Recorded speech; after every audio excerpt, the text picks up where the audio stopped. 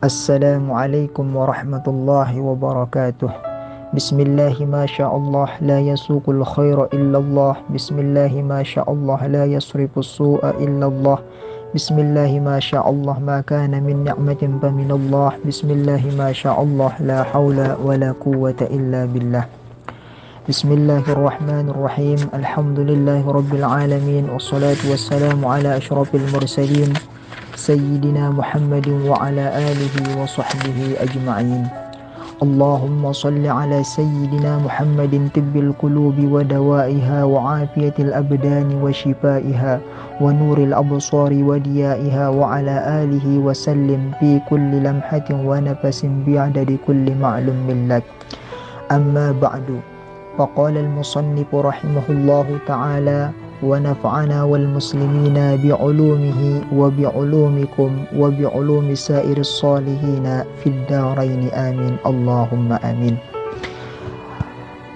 فقال المصنف الأعمال صور قائمة وأرواحها وجود سر الإخلاص فيها. Al-a'malu suwarun qa'imatun. Bermula amal-amal itu ialah semata-mata bentuk yang tampil. Wa arwahuha, sedangkan ruh-ruhnya, wujudu sirril ikhlasi, adalah hadirnya sir ikhlas fiha, padanya. Wallahu a'lam bissawab wa ilaihi marji wal ma'ab. Mohon penjelasannya Abi. Jazakumullah khairul jaza. Assalamualaikum warahmatullahi wabarakatuh. Assalamualaikum warahmatullahi wabarakatuh. Dalam alhamdulillahirabbil alamin wa bihi nasta'inu ala umuri. Salatu wassalamu ala rasulillah ya mursalin sayyidina wa habibina wa syafiina wa maulana Muhammadin wa ala alihi wa sahbihi wasallam. Alhamdulillah.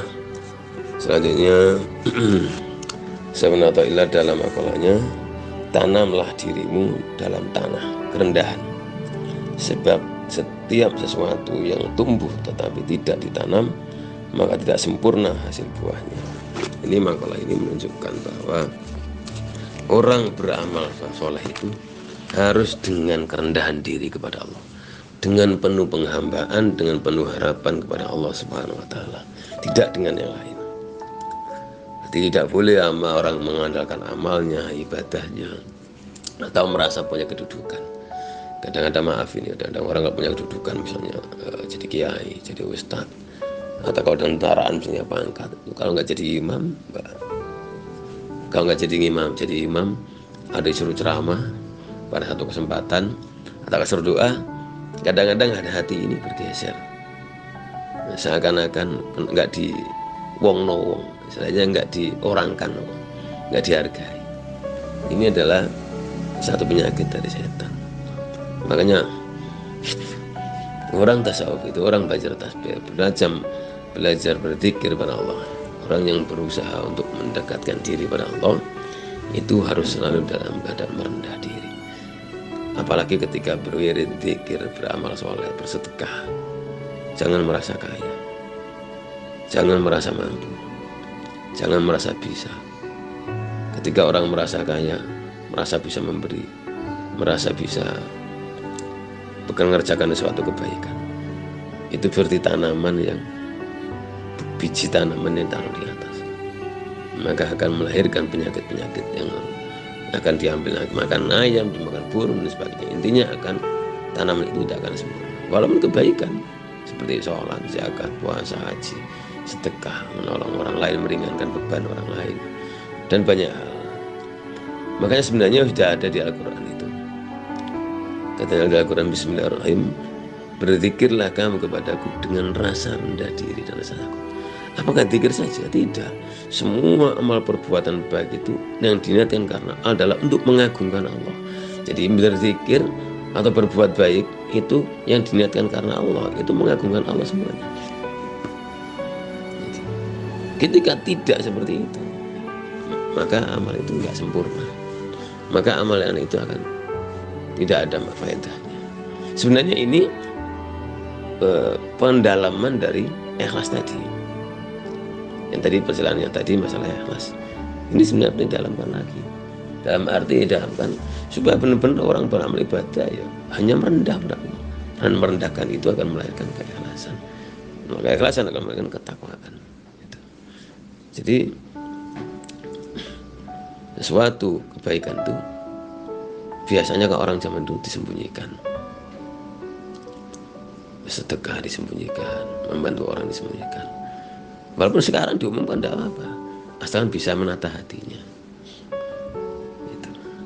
Iya, apabila dia bersedekah, berbuat baik atau sholat ingin dilihat orang, apabila dia berbuat baik kebaikan ingin dilihat orang, untuk apa? Aku dulu berpikirnya untuk apa? Aku dulu berpikir sederhana, kalau saya sholat bukan karena Allah, ingin dilihat orang. Kalau aku berbuat kebaikan ingin dipuji orang, lalu untuk apa pujian bagi saya?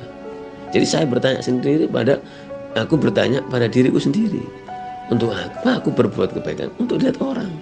Kalau udah dilihat mau apa? Mau dipuji di alam misalnya, di alam atau dipuji. Lalu setelah dipuji untuk apa? Ujung-ujungnya bangga. Kalau udah bangga, sombong. Kalau udah sombong, kalau nggak mau. Nah, kalau udah nggak mau, lalu untuk apa semuanya? Inilah makanya tasawuf itu adalah ikhlas. Tasawuf itu merendahkan diri serendah-rendahnya di hadapan Allah. Tasawuf itu adalah selalu memuji pada Allah. Tasawuf itu mengharapkan rahmatnya Allah, mengharapkan pertolongan Allah. Hanya Allah yang diinginkan. Apa itu? Selamat di dunia dan di akhirat. Makanya orang tasawuf dikasih sakit sama dikasih sehat sama. Kayak sakit dengan sehat sama. Sholat dengan dia sholat mirip. Apa miripnya? Miripnya itu dia nggak sholat, dia sholat hatinya bertasbih khusyuk. Nggak sholat juga khusyuk. Nggak beda jauh. Kerja, duduk, berdiri, berbaling seperti sholat. Walaupun dia tidak sholat tapi seperti sholat. Ini tasawuf. Makanya tasawuf itu adalah ilmu yang menjadikan seseorang itu untuk hanya kepada Allah, untuk hanya mengingat Allah, untuk hanya mengharapkan ridhonya, untuk hanya menghambakan diri kepada Allah setiap detik, setiap saat. Mudah-mudahan yang sedikit ini bisa manfaat. Assalamualaikum warahmatullahi wabarakatuh.